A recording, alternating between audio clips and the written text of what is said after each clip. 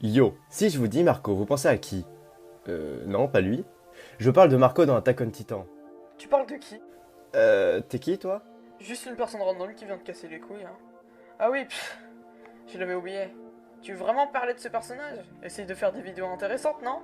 Laisse-moi te montrer que ce personnage est un minimum intéressant. Il a beau apparaître comme vide et facilement oubliable, pourtant son développement tant bien que court jouera un rôle important par la suite. C'est ce qu'on va voir dans cette vidéo si Marco a eu un réel impact.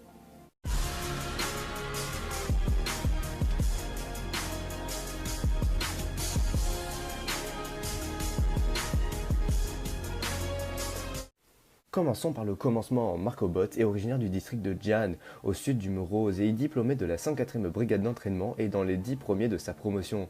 Sauf ce qui dut arriver arriva, il est malheureusement mort en combattant les titans pendant l'opération pour reboucher le mur du district de Trost. Ça a permis d'illustrer la dure réalité de la vie pour les soldats, et que même les plus talentueux peuvent répondre à une fin ignoble en faisant face aux titans. Sauf que lui, c'était face à des traîtres. Mais ça on le saura seulement dans la saison 3 avec un flashback, et la saison 2.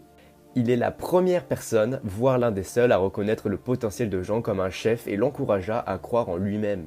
Et c'est pas tout sur Jean, la mort de Marco incita Jean à abandonner ses manières égoïstes et rejoignit le bataillon d'exploration, affirmant qu'il ne voulait pas répondre à une fin décevante, avec des os calcinés sans savoir pourquoi il est mort.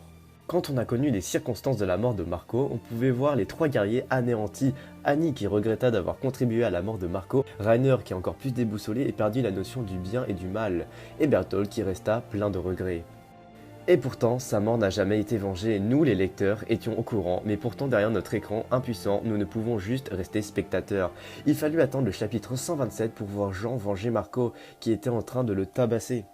J'aimerais aussi beaucoup retourner sur Jean, car grâce à la mort de Marco, il a rejoint le bataillon d'exploration et y a énormément contribué, sinon il n'aurait pas pu servir d'homme de paille dans la saison 1 et 3. Il a sauvé Mikasa dans la saison 2 de l'épisode 36, et il a pas mal aidé Armin et Reiner pendant qu'ils pourchassaient le titan féminin, et j'en passe encore plein.